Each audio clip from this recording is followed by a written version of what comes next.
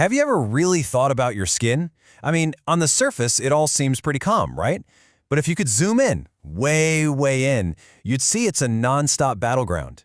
Today, we're going to take a tour of that war zone. And we'll kick things off with a single number. A number that tells a story about a fight we thought was already over. 1,282.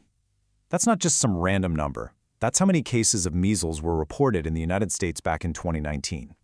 Now, to put that in perspective, that was the highest number in 25 years for a disease that we had officially declared eliminated in the year 2000. Just wow. Health officials? Well, they didn't mince words. They called it exactly what it was, a dangerous step backward. And we're not talking about just some little childhood rash. Measles is a seriously contagious airborne virus that can have life-threatening complications. And its most famous sign? That telltale rash that spreads all over the skin. Right, so that measles rash is an outward sign of a battle that's happening inside the body. But that got me thinking, what about the wars that are fought entirely on our skin? What's going on right now on that surface that we can't even see?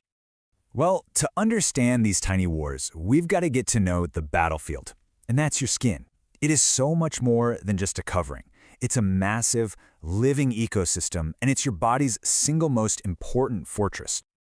And the scale of this fortress is just mind-boggling. Your skin makes up more than 10% of your total body weight. If you could lay it out flat, it would cover almost 2 square meters. The outer wall, that's the epidermis, is reinforced with this tough, waterproof protein called keratin.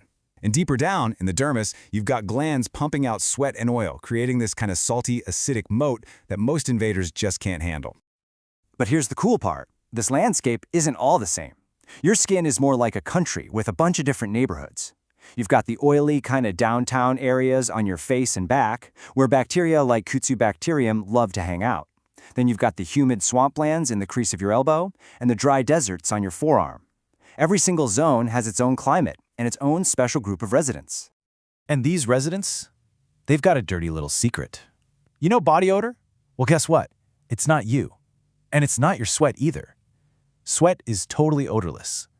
The smell is actually the waste product from bacteria eating your sweat for lunch. Yep, for instance, some types of Staphylococcus munch on your sweat and release a chemical that gives off that distinctive locker room aroma. So these microbes are usually just peacefully living their lives. But what happens when these residents turn into rebels? You know, sometimes the biggest threats aren't the ones trying to get in, but the ones that are already there. Let's talk about acne. It hits about 85% of all teenagers, and it has nothing to do with being dirty or eating greasy food. It's really a perfect storm. Hormones signal your body to produce way too much oil. That oil then becomes an all-you-can-eat buffet for the bacteria, Cutibacterium acnes that are already living there. And that feast kicks off a massive inflammatory response from your immune system. It's a three-way battle between your hormones, your microbes, and your own body. And you know, this whole process is what explains the simple difference between a blackhead and a whitehead. It's all about oxygen. When a pore gets clogged but it's still open to the air, all that gunk oxidizes and turns black. But if that pore gets totally sealed off, no oxygen can get in and it stays white. It's really that simple. But for about 1 in 5 people, this battle goes way deeper. In severe nodulocystic acne, that inflammation dives deep down into the dermis, forming these really painful cysts that can turn into abscesses and, unfortunately, lead to permanent scarring. It's a pretty powerful reminder of how a microbe that's supposed to be there can cause so much trouble when the conditions are right. Okay, so we've seen what can happen with a threat from within, but what about when the fortress walls are breached by actual outside invaders? Let's talk about 2 of the most infamous attackers out there, staph and strep.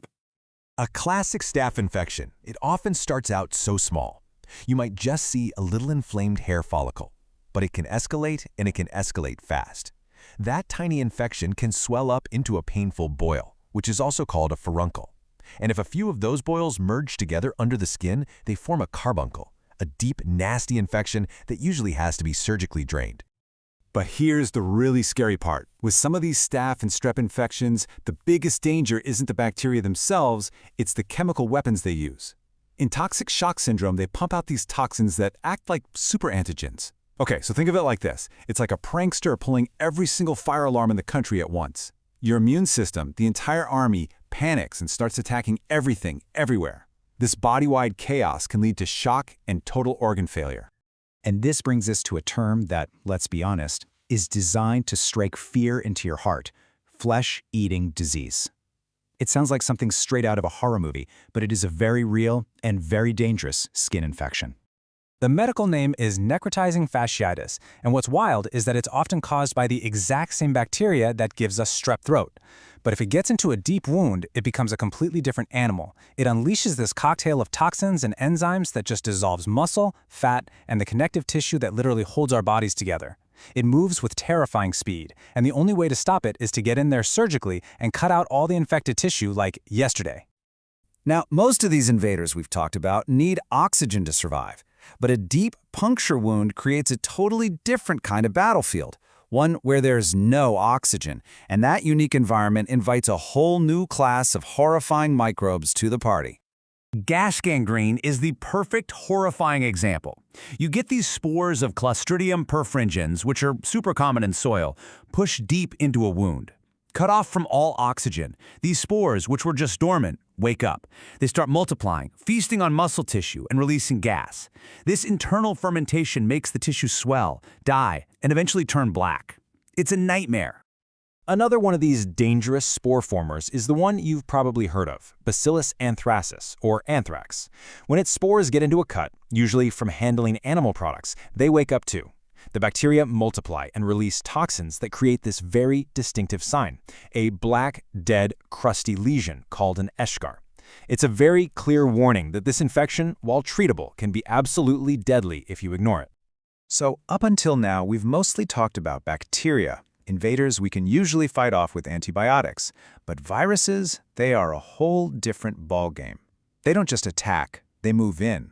And some of them, they never, ever leave. The herpes simplex virus is an absolute master of this strategy. During what's called the active phase, it's replicating and causing those contagious cold sores. But then, it retreats. It goes and hides inside our sensory nerves and enters the latent phase. It's not gone, it's just dormant, waiting. And then a trigger, like stress or even just a bad sunburn, can reactivate it, sending the virus right back down that nerve to the skin to start the whole cycle over again. And that, believe it or not, brings us full circle, right back to where we started this whole journey. Because measles, the disease that kicked all of this off, is also a virus. It's an internal invader that hijacks the body's own highways, the bloodstream, to bring its battle right up to the surface, erupting on the skin for everyone to see. And let's not forget what's at stake in this particular fight. After seeing all these terrifying infections, the battle against measles is one we actually know how to win. And yet, worldwide, this preventable disease still kills an estimated 142,000 people every single year. Most of them are young kids.